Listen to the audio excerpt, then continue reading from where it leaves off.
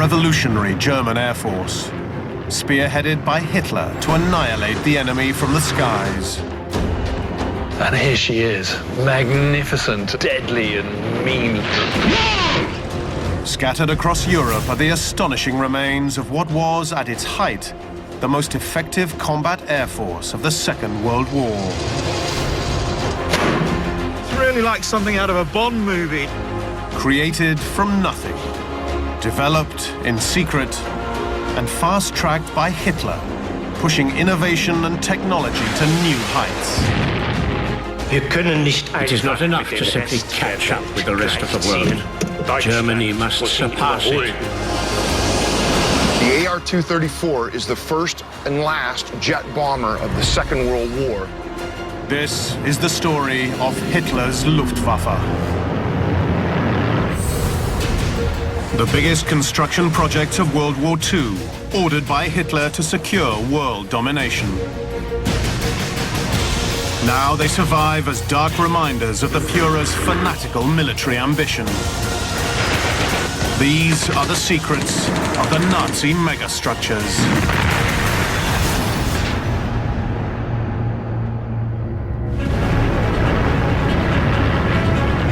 May 1944. In the skies high above central Germany, 26-year-old Luftwaffe fighter ace Günter Rahl is hunting down enemy aircraft in his Messerschmitt Bf-109. Hier spricht This is Rahl. Ich bin auf 10.000. I'm at 35,000 feet coming from the south. Sicher Richtung. In the distance below, Rahl spots the largest formation of Allied bombers he's ever seen. Got information. Keep a good distance from each other. Rahl puts his fighter into a steep dive. Okay, close in. The fearless fighter ace is taking on a supersized Allied air force.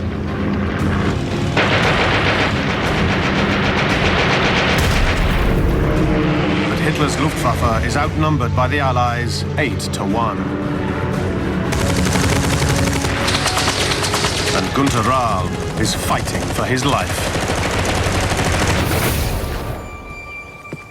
Today, evidence of the Luftwaffe's former military might still scars this forest in northeast Germany. Conflict archaeologist Tony Pollard is exploring what remains of Rechlin, the Luftwaffe's top-secret testing facility. This is no normal forest because every now and again you come across these spectacularly strange constructions. Look at that spectacular scar. It's like a special effect from a movie. I would normally say that the projectile that hit this section of wall landed on the other side, but it didn't. It came through from this direction, and it's come in, and it's exploded as it's entered into the structure itself. They're experimenting here with a particular kind of bomb. And the idea was that this would be dropped from a Stuka dive bomber. And it's been pretty good at penetration. It's opened this thing out. It's almost like the petals of a flower have just opened out. Despite the strength of the impact, it hasn't managed to break through, but it does show great potential. In fact, I'm going to step back a bit because there are huge chunks of concrete just hanging there in the air. The story of the Luftwaffe can be traced back to the early 1920s, less than a decade after Germany's humiliating defeat in World War I. After the First World War, the Treaty of Versailles stipulated that the Germans could not have an army greater than 100,000, which in 1920 standards is very small indeed, and also that it couldn't have an air force at all. The aims of all this was to ensure that Germany never went to war again. But soon, a number of civilian gliding clubs appear across Germany. Seemingly innocent, their true purpose is to spot young talent for a new, forbidden air force. By the early 1930s, Germany's secret rearmament is well underway. Then, in January 1933, Hitler comes to power.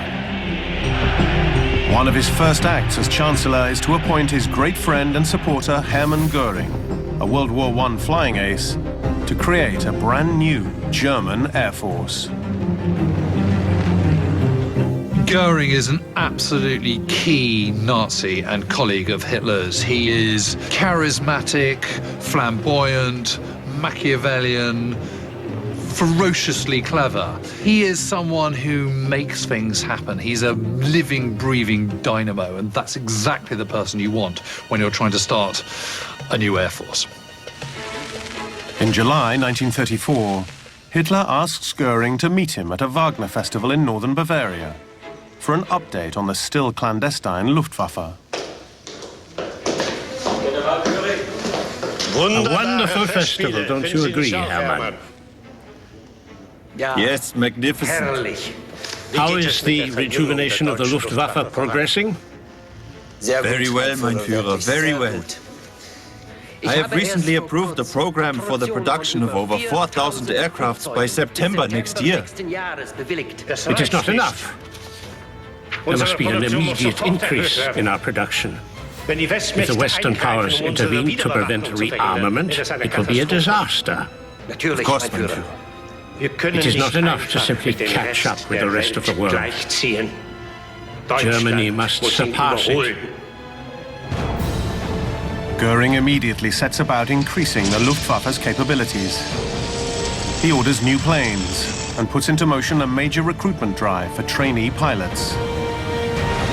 Then in March 1935, Göring sensationally reveals the existence of the previously top-secret Luftwaffe to the world. When Göring and Hitler announced the birth of the new Luftwaffe, they were expecting an absolute global outcry, particularly from the old Allies from the First World War. But actually, no one barely batted an eyelid at all. It was 16 years since the Treaty of Versailles. There wasn't the political will between the old Allies to do anything about it. With military production now at full capacity, Hitler and Göring traveled to the Luftwaffe's secret testing facility at Rechlin. Here they witness a demonstration of their latest weaponry and watch Germany's newest aircraft designs in action. Evidence of the pioneering work that took place covertly across the 58-square-mile site still survives. Having fought my way through this forest, I can only describe this part of the site as a mess. It's very difficult to make sense of. There's rubble everywhere, evidence of underground bunkers and chambers, bits of walling. But what has jumped out at me is this little boat-shaped concrete room. It's got walls on either side, and there's another one just over there. If it wasn't for a photograph, you'd probably never guess what these were. But we know that they sat at either end of a hangar-like building. On top of this structure sat an aeroplane engine. And this is where it was tested. There'd be scientific instruments in the cell underneath monitoring its performance. This dates from 1931, but it was illegal for the Germans to be dabbling in any way with an air force. So they're breaking the treaty, and this is really heavy-duty scientific experimentation of really high-tech German engineering. And this is just one of 12 of these test sites just in this area. By August 1938, the Luftwaffe has taken delivery of thousands of new aircraft. All Göring needs now is skilled pilots, and the next generation are beginning to receive their flying wings. Among them is 20-year-old Günter Rahl.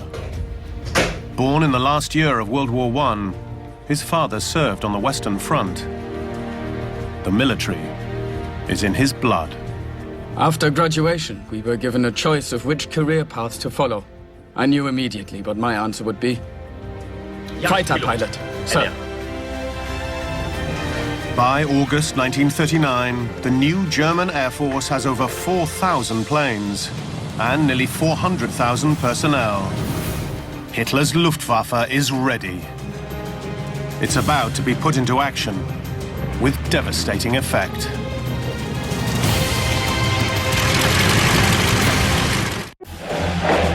September 1939, Germany invades Poland.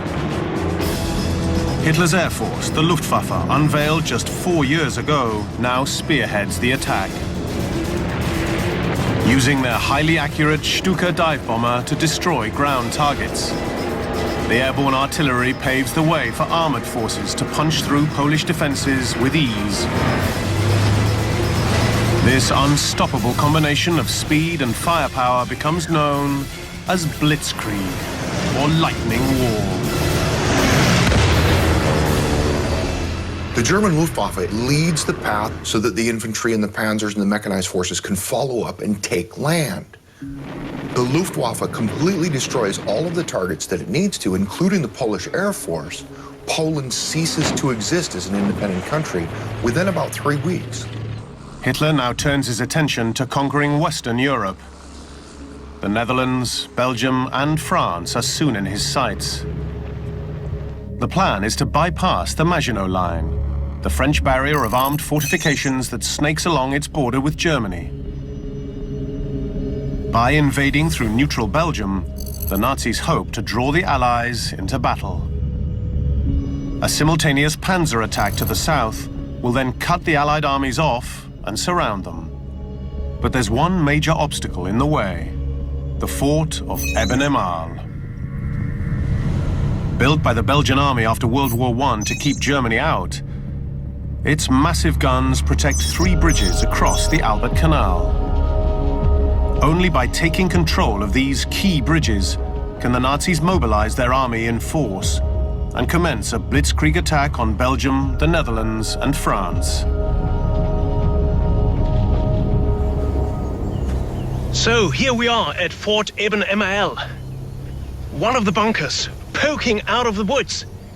It was a series of 17 bunkers harboring guns of different sizes, different calibers, all interconnected by a tunnel network with a garrison of about 1,200 men. In October 1939, Hitler summons Lieutenant General Kurt Student of the 7th Air Division to Berlin. A former glider pilot and now commander of Germany's airborne forces, Hitler believes Student is the man to launch an audacious assault on the fort. You see, it has external fortifications, heavy artillery, casements, and a number of machine guns. A land-based attack on the heavily armed fort from any direction would be catastrophic for the German forces.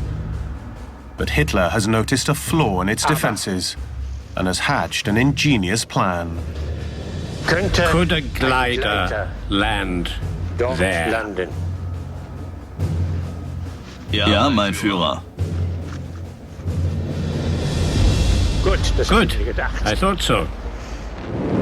On the 10th of May, 1940, 11 German transport planes, each towing a single 40-foot-long Luftwaffe assault glider, take to the skies and set course for Eben-Emael.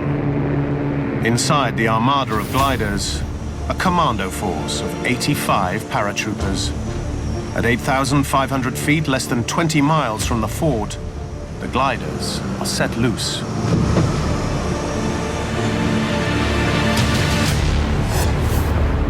Look, this is it, the top of Fortress Eben-Emael.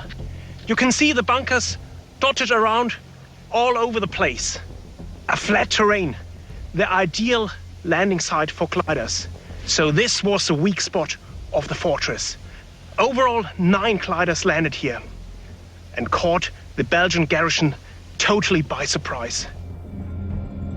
Now on the ground, the paratroopers must disable the monstrous rooftop guns. They're housed beneath solid steel, cupola-domed turrets. But the Germans have come equipped with a secret weapon. Called the Holodung, or hollow charge, it's a 50-kilogram explosive designed to clamp on and blast through any known military armament.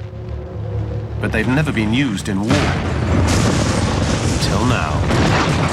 This was Cupola 120, the most powerful gun position of Eben-Emael.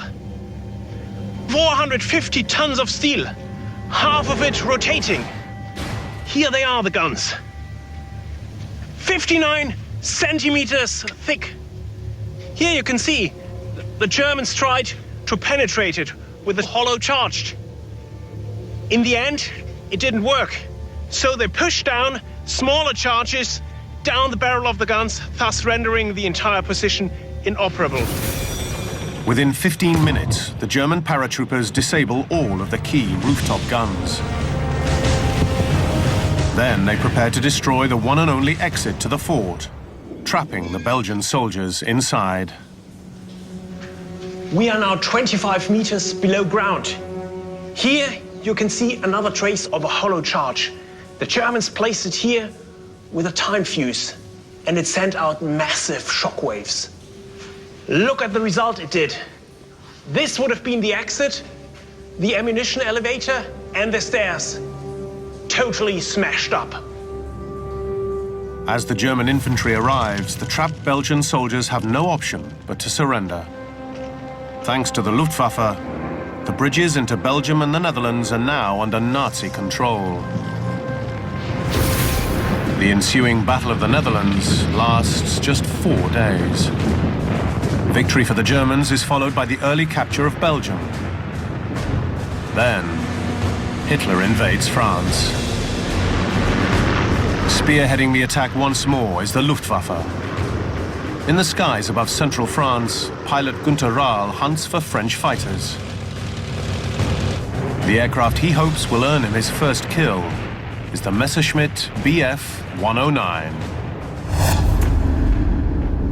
James Holland is at Biggin Hill Airfield in southeast England to examine a rare survivor of this legendary fighter.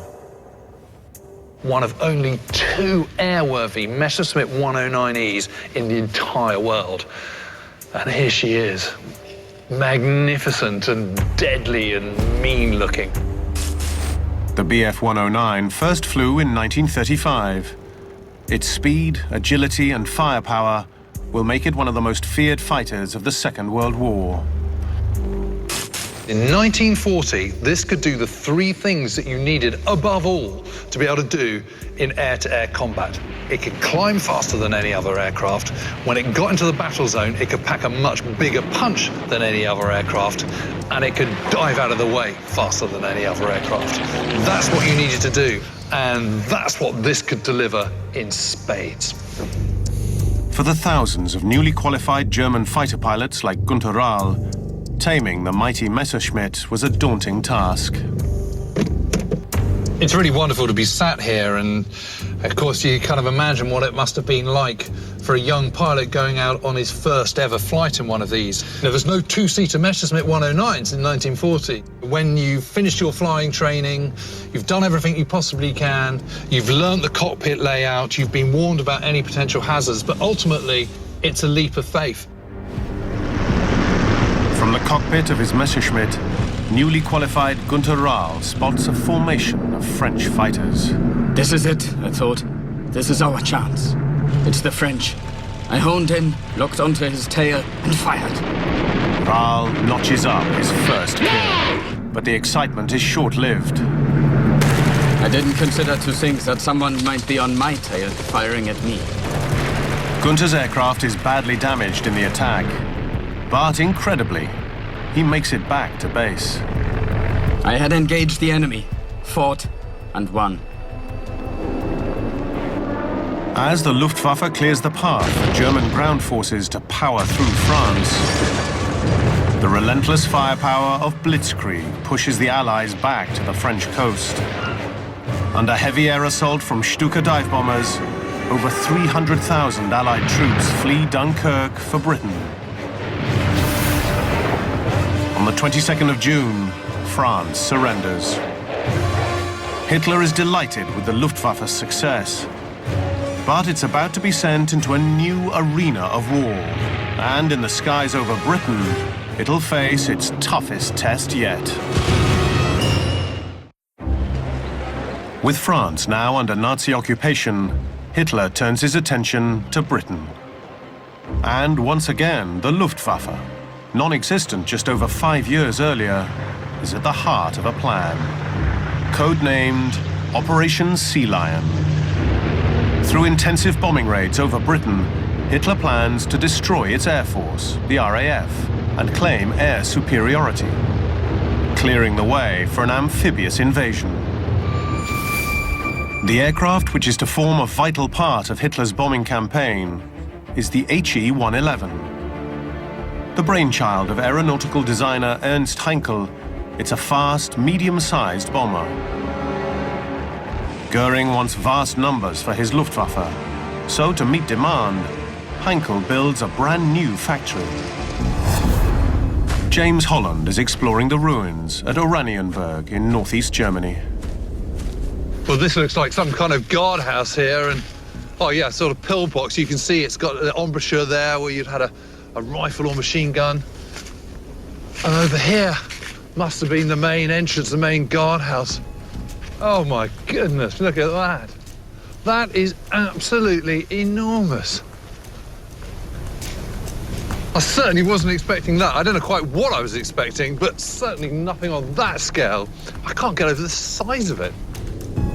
This monstrous structure is the Einflughalle. Here, HE-111s were assembled and tested before entering service with the Luftwaffe.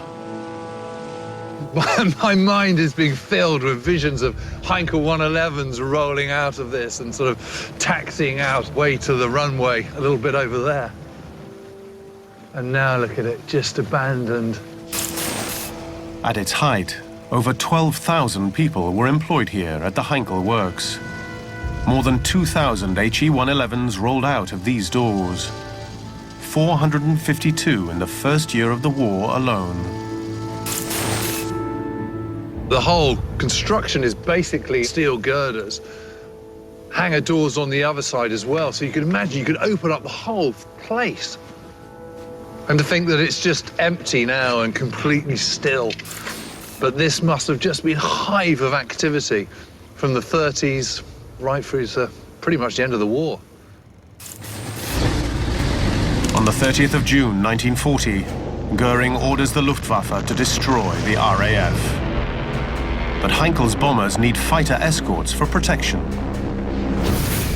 At airfields across northern France, Messerschmitt pilots like Günter Rahl prepare to cross the English Channel for the first time. There, they'll take on the RAF in Die Luftschlacht England, or what becomes known as the Battle of Britain. Right, Günther. When we were issued our life jackets and dinghies, we knew we were about to cross the channel and take on the British in their own backyard. There was a great sense of anticipation and obviously some anxiety at the prospect. On the 10th of July, the first wave of German aircraft leaves northern France for Britain. The Luftwaffe's aerial assault begins with attacks on shipping convoys, ports, and radar stations. Then they target RAF bases. The Germans start the Battle of Britain with enormous amount of confidence because they've just swept everyone before them up to that point. Goering was pretty sure that he was going to be able to destroy the RAF in 4 days. But the Luftwaffe's formidable Stuka dive bomber proves an easy target for the faster RAF fighters. After 6 weeks, the Stukas withdraw from the battle. But the aerial bombardment of RAF bases by aircraft like the HE-111 continues. Then, on the 24th of August, 1940, a single incident completely changes the course of the war. The Luftwaffe bombs central London. The first bombs to fall on London were accidental, and it was just a crew that lost its way. But the British War Cabinet then demanded a retaliation the next night, and so Bomber Command trooped off and hit Berlin. And Hitler was absolutely outraged. We cannot allow this to go unpunished. Jawohl, mein Führer. Of course, my Führer. Our bombs will land on London instead of fighter airfields immediately. In September, the Luftwaffe commence mass bombing raids over London and major cities across the UK. But Hitler and Goering's new strategy will prove to be a catastrophic mistake.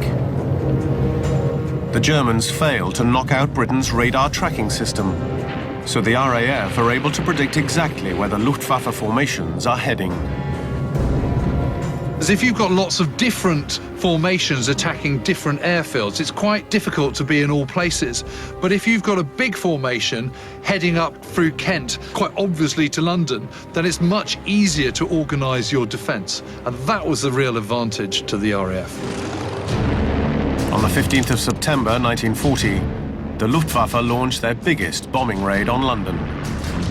They're met by an unrelenting RAF.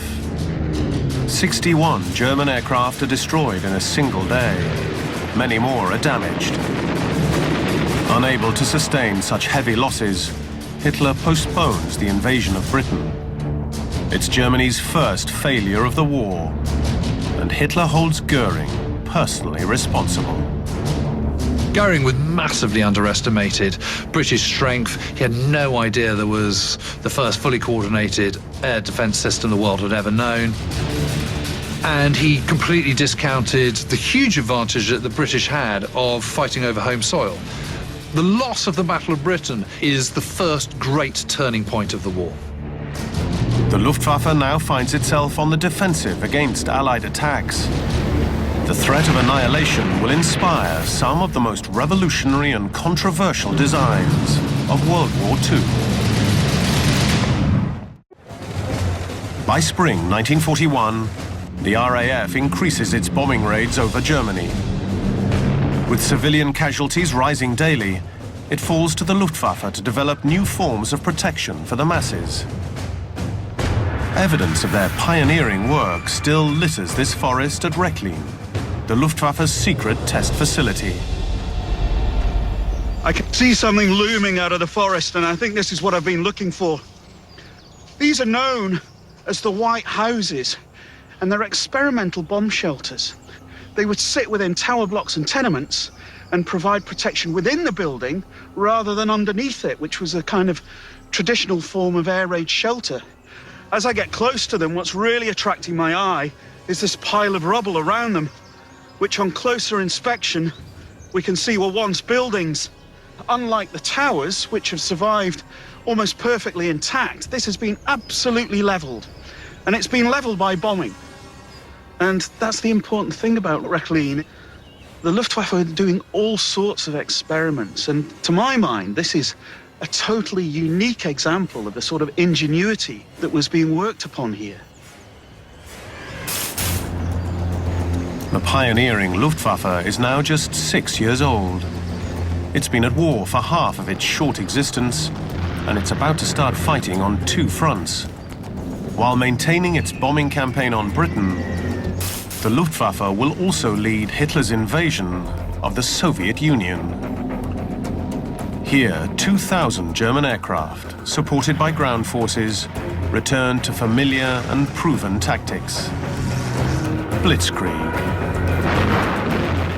The Luftwaffe is able to lead the German military and the Combined Arms Operation Offensive throughout the first 6 months of Operation Barbarossa, the attack into the Soviet Union.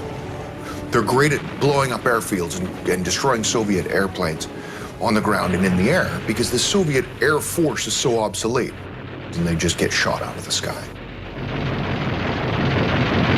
Among the fighter pilots enjoying unprecedented success in the skies above Russia is Günter Raab. After just 3 years of flying, he clocks up his 100th kill. In November, the battle-hardened fighter ace is invited to the Wolf's Lair, Hitler's Polish command center, to receive an award from the Führer in person. We'd been fighting the Soviets for nearly 6 months, but we were assured the invasion would be over in just 8 weeks. We were all desperate to get home to Germany. Mein Führer. Mein Führer. Wie lange wird der Krieg? How long will the war on the Eastern Front last? Ral. Ich weiß es nicht. I don't know. The Luftwaffe may have claimed air superiority over the Russians, but the sheer size of the country is proving a problem for the Nazi Air Force. Whereas the Western Front and the attack on France in 1940 is about a 50-mile front, the attack into the Soviet Union is about 1,500 miles long. The German Luftwaffe has to cover all of that airspace and still maintain the offensive against the Soviet Union. By November 1941, the Luftwaffe is heavily overstretched. It's failed to suppress Soviet fighting power, which grows in strength daily. The Luftwaffe needs to target Soviet industry, but the factories are out of reach of German bombers. Since his success with the HE-111, Ernst Heinkel and his team have been working on a new long-range heavy bomber, the Heinkel HE-177 Greif. To meet strict Ministry of Aviation demands, it must carry 2 tons of bombs over vast distances. But it must also dive bomb, like the much smaller and nimbler Stuka. It's an almost impossible combination to achieve. When the Nazis tell you that they want something, you sort of have to do it. But what that means is completely restructuring the whole body of the aircraft. In order to achieve the range, speed, and altitude demanded, Heinkel's bomber needs the power of 4 engines. But when dive bombing, the stress on the wings from the outer engines could rip them clean off. So Heinkel couples 2 engines together.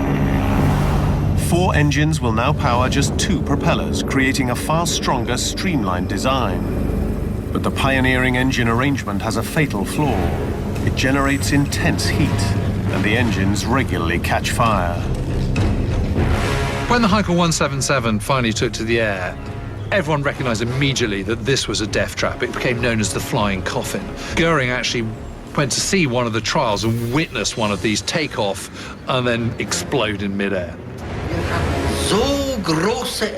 We had great hopes for your new aircraft, but this does not live up to them by a long shot. The minimum requirement is that your aircraft must take off and land without the pilots risking every bone in their body. Despite his frustrations, with no time to create a new aircraft from scratch, Goering sticks with the flawed bomber. The few that make it into action in the skies above Russia fail to make any impact. And with America now in the war, following the attack on Pearl Harbor, the Luftwaffe needs a game-changing wonder weapon if it's to achieve Hitler's dreams for the Third Reich. By January 1942, the onset of winter scuppers any chance of the Nazis claiming a quick victory in Russia. The Luftwaffe has failed to destroy Soviet opposition, and Hitler holds Goering, as head of the Air Force, personally responsible. By the middle of the war, Goering is a jaded, faded figure who has lost influence because of the failures of the Luftwaffe, who has let the excesses of greed and an extravagant lifestyle get the better of him. And Hitler is not particularly impressed with this. Goering has become an irritant rather than a close confidant. Having lost faith in Goering, Hitler begins to direct Luftwaffe operations himself. His latest plan is for it to target the Atlantic convoys, starving Britain of the essential materials it needs to keep fighting. Key to Hitler's plan is a new wonder weapon, the aerial torpedo. Carried by aircraft, dropped into water, and propelled to its target by an onboard motor.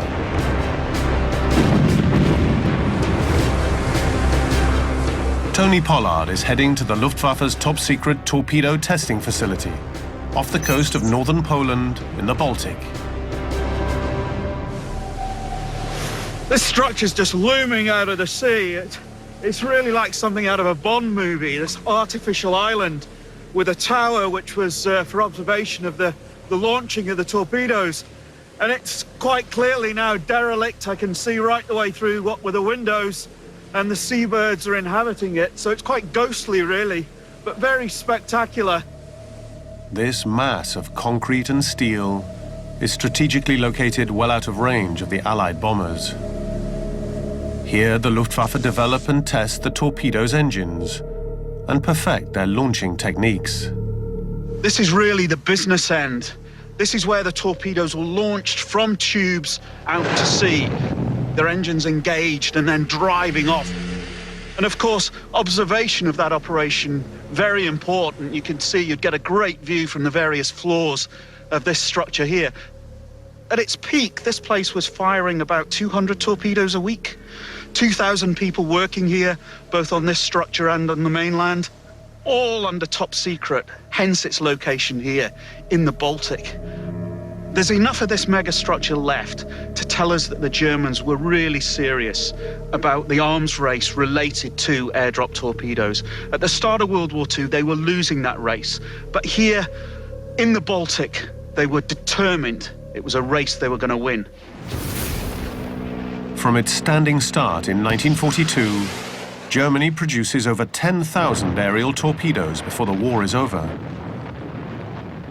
But delivering this deadly payload is a challenge for the Luftwaffe. The problem of delivering a torpedo from an airplane is that you have to slow down enough and be low enough so that the torpedo doesn't simply break up when it hits the water. But when the plane comes in low and slow, it makes it a prime target for ships' anti-aircraft defenses. By the late summer of 1943, Hitler's latest wonder weapons have failed to stop the Atlantic convoys reaching Britain. And relentless bombing raids by the Allies continue to devastate German industry. The once mighty Luftwaffe is now more dependent than ever on its few skilled fighter pilots, like Günter Rahl. Having now clocked up his 200th combat kill, in September 1943, he's once again invited to the Wolf's Lair. Here, Rahl is confronted with a very different Hitler to the man he first met, just over a year earlier. Things have changed. He has changed.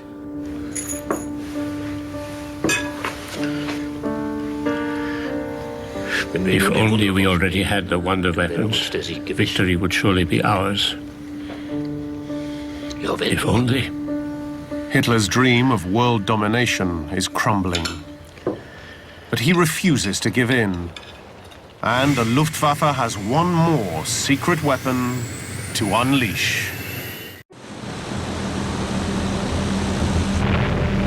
By 1944, the once mighty Luftwaffe is massively outnumbered by the combined Allied forces. Intensive bombing by the US Air Force cripples German aircraft manufacturing.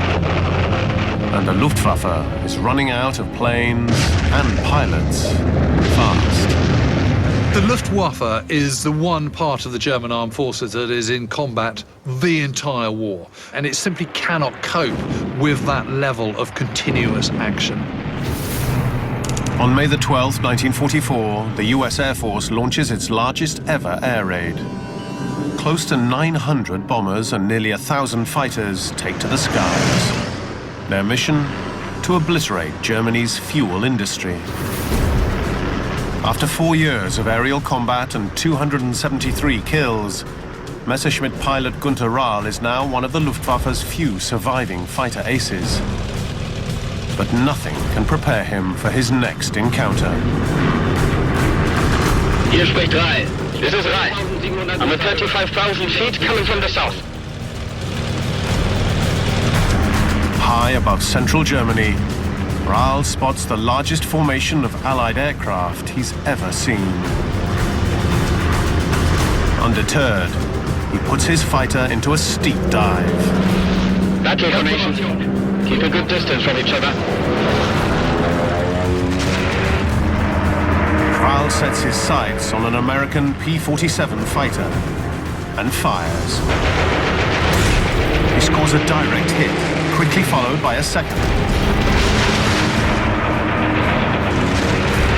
The Luftwaffe ace is now under attack himself by 4 chasing Allied fighters. The bullets from the American P-47s tear through his Messerschmitt. One bullet severs his thumb. With his aircraft terminally damaged and losing height fast, Rahl has just seconds to bail out. The Luftwaffe is losing aircraft faster than it can replace them. But Hitler has one more secret weapon up his sleeve. It's called the Arado AR-234. And it's the world's first operational jet bomber. This is fantastic. This is the last remaining example of the Arado AR-234, the German jet bomber built at the end of the war in an attempt to turn the tide of the war back in the Germans' favor. The AR-234 is the first and last jet bomber of the Second World War. This is the revolutionary part of the airplane, the jet engine. During the Second World War, piston engines were reaching the limits of their design capabilities and could only push planes so fast and so high through the air. Jets are the answer. They can fly higher and faster than anything that the Allies have, making the German jets the most technologically advanced airplanes of the Second World War. The AR-234 is in a league of its own, but the Luftwaffe's latest wonder weapon has emerged too late. Even though the Germans can put about 24 Arado AR-234s in the air in operational status before the end of the war, it pales in comparison to the 1,000 bomber raids that the Americans are launching against the Germans every day. The Germans simply cannot produce enough to change the air war. By April 1945, the once formidable Luftwaffe is on its knees. It's now desperately short of pilots, planes, and fuel, and can fight no more. Despite the ultimate failure of the Luftwaffe and its many low points, you still have to stand back and admire what they achieved in such a short period of time. From a standing start in 1935 to the first operational jet, that is growth of unbelievable rate of speed. With Hitler now facing imminent defeat, surrounded by the Russian army in Berlin, Goering attempts to fulfill a lifetime's ambition and assume control. Believing the move to be an act of treason, Hitler orders Goering's arrest. It's one of the Führer's last commands before he finally admits the war is lost and commits suicide. When Germany surrenders, Goering hands himself in to American soldiers. He's put on trial in Nuremberg and found guilty of war crimes.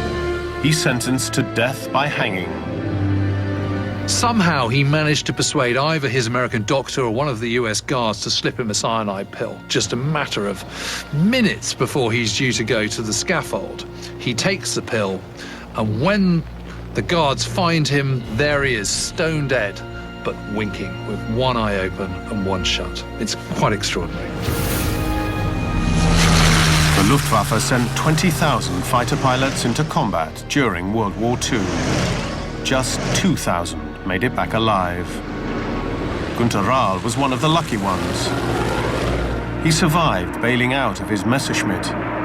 After the war, he remained in the military and rose to the highest position, becoming chief of the modern German Air Force. He died in 2009, aged 91. With 275 kills to his name, Günter Rahl remains the third most successful fighter ace in history.